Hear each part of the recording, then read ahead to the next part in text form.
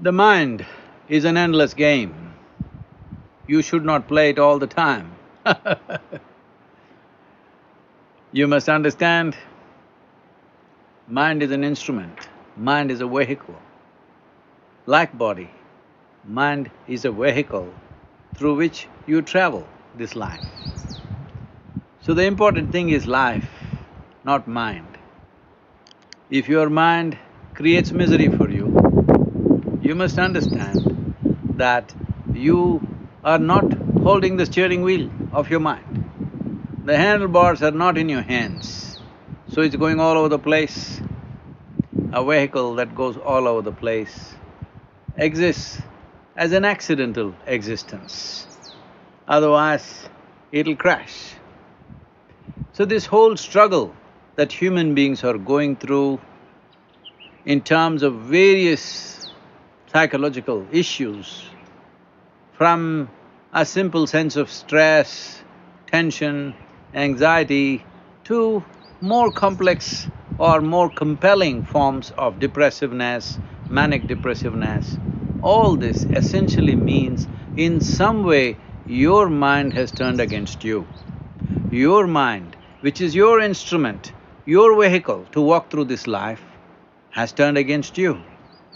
If the vehicle that you're driving turns against you, how do you believe that your journey will be smooth? Forget about reaching a destination that you want to go to.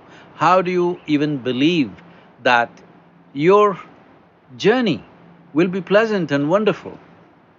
So it's most important that our education systems need to include aspects into education where how to keep our body, how to keep our mind in such a way that they function as willing vehicles to transport us to go where we want to go.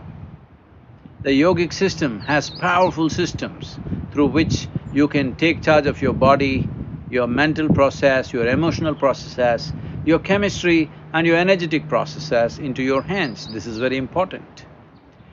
If you have some mastery over your physical body, 15 to 20% of your life and destiny will happen the way you want it. If you have some mastery over your psychological processes of thought and emotion, 50 to 60% of your life and destiny will happen the way you want it. If you have mastery over your life energies, 100% of your life and destiny will happen just the way you want it. It's very, very important at a time like this, when external situations have turned against us, with an invisible enemy attacking us from we don't know where, when everywhere around us mortality is staring at us, when many of us have lost people who are dear to us, many of us have lost livelihoods, many of us have closed businesses, many of us are going through various external turmoils in our life. At a time like this, your body and your mind must work for you.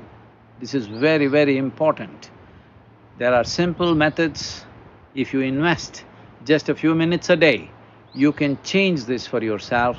It's my wish and my blessing, every one of you, especially those of you who are in India. You must understand this entire science of yoga, the science of inner well-being, the technologies for well-being, evolved from that culture. From the proud land of Bharat, all this came, but today it's more prevalent in other countries than in India. This is a sad story.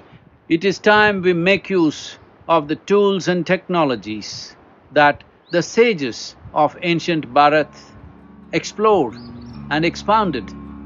What is the point of a civilization when we cannot make use of the fruits of that civilization? The greatest fruit of India's civilization, the greatest fruit of the Bharatiya Samskriti is the yogic sciences. Please make use of this and let us pass through these difficult times with as much dignity and as little damage as possible.